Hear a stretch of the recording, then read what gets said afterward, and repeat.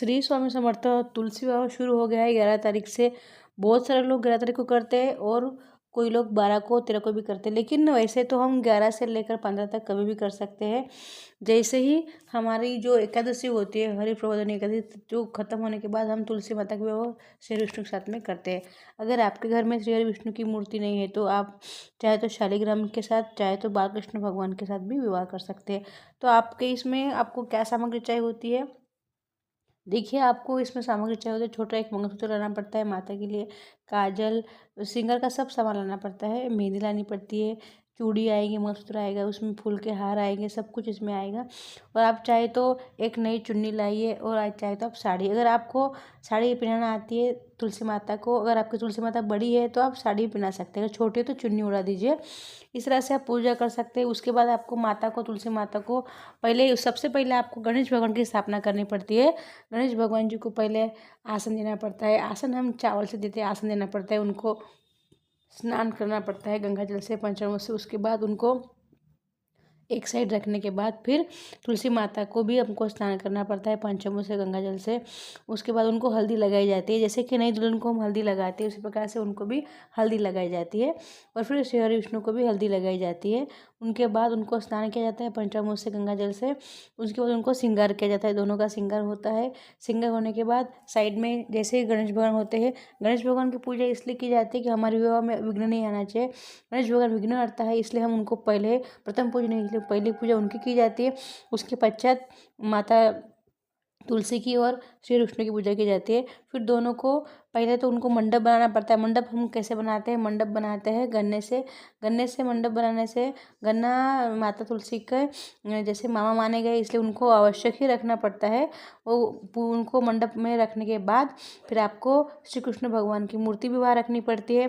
पहले तो एक कलश रखना पड़ता है। कलश मतलब कैसे होता है? जैसे कि तांबे का कलश हो, उसमें पानी भर दीजिए, फिर उसके बाद ऊपर से एक पाँच चावल रखिए एक कटोरी में। वहाँ उसके ऊपर आप चाहे तो नीचे चावल रखिए, ऊपर कलश रखिए। उसके बाद ऊपर पत्ते लगाइए, पान के लगाइए या फिर आम के भी लगा सकते हैं। नारियल रख दीजिए, नारियल स्वस्तिक का चिन्ह बनाइए और 5 टीके लगाइए। कलश पे भी स्वस्तिक का चिन्ह या फिर 5 टीके लगाइए। इसके बाद एक साइड में आप रख दीजिए उनको। फिर माता तुलसी को और श्री गणेश विष्णु भगवान को और गणेश जी को सामने रखिए, और माता तुलसी को और विष्णु भगवान को आमने सामने रख के फिर आप मंगलाष्टक जो भी आप बोलते हैं इस प्रकार से आप कीजिए। आप कैसे तरह से करते हैं? बहुत जगह अलग अलग तरह करते हैं।